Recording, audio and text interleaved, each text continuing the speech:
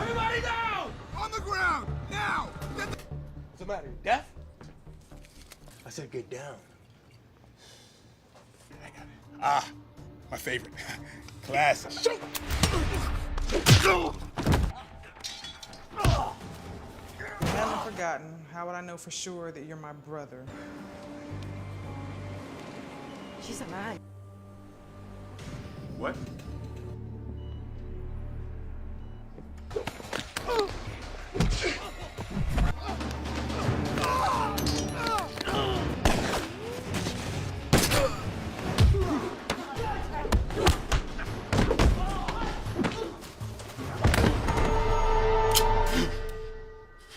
The story begins with John Chapman, a battle-scarred ex-Marine drowning in guilt and memories.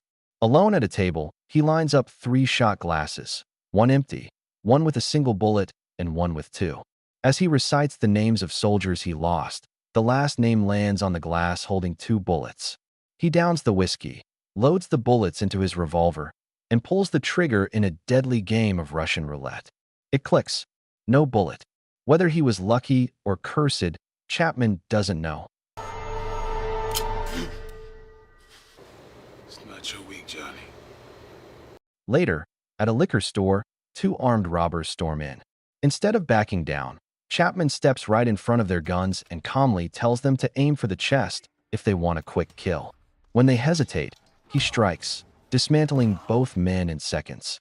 But as they hit the floor, Chapman is overwhelmed by violent war flashbacks, unable to escape the ghosts that haunt him. The next morning, Chapman is hungover and barely functioning when his sister Cindy arrives, the sister he forgot to pick up from the airport. She's only in town briefly before returning to Brazil, where she works in dangerous communities helping children. He hates the thought of her staying there, but he can't stop her. At a short time after she leaves, Cindy is found brutally attacked on a Brazilian beach, barely alive.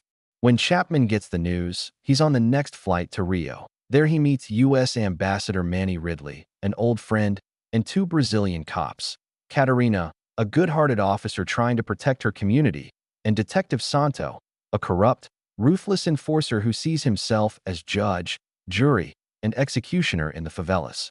At the hospital, someone even tries to finish Cindy off by unplugging her machines. It's clear, she uncovered something dangerous. Chapman searches the favelas, eventually confronting a street kid named Cuca after spotting Cindy's necklace around his neck. He's wearing Cindy's necklace. But Catarina arrives just in time to explain that Cindy and Cuca's missing sister Maria were close friends. The necklace was a gift, not stolen. From Cindy's damaged notebook, Chapman discovers she had hired a photographer for a secret investigation. The photographer reveals that Cindy was documenting missing girls and digging into a trafficking ring. Minutes later, his car explodes, killing him. During the chaos, Chapman spots the same woman who tried to kill Cindy and chases her. But a black SUV full of Yakuza gunmen ambushes him.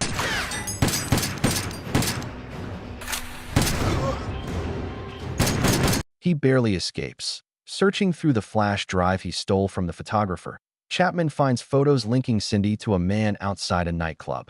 He tracks the man down, forces information out of him, and discovers a lead on a wealthy client connected to the missing girls. This trail leads Chapman to a luxurious villa run by Japanese crime boss Haramoto.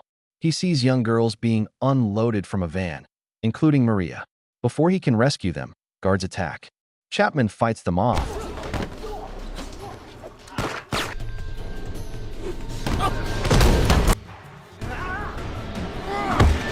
But Santo and his partner Baroro arrive, pretending to help.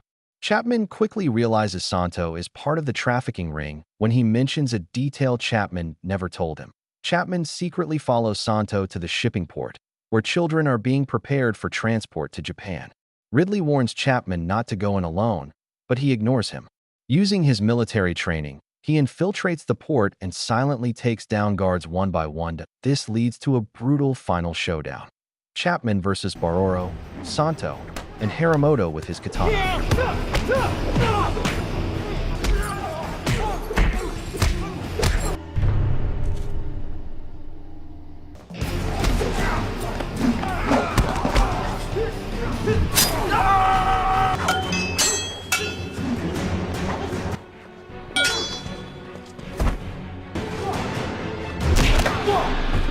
After a fierce fight, Chapman kills Haramoto, defeats Baroro, and exposes Santo's corruption.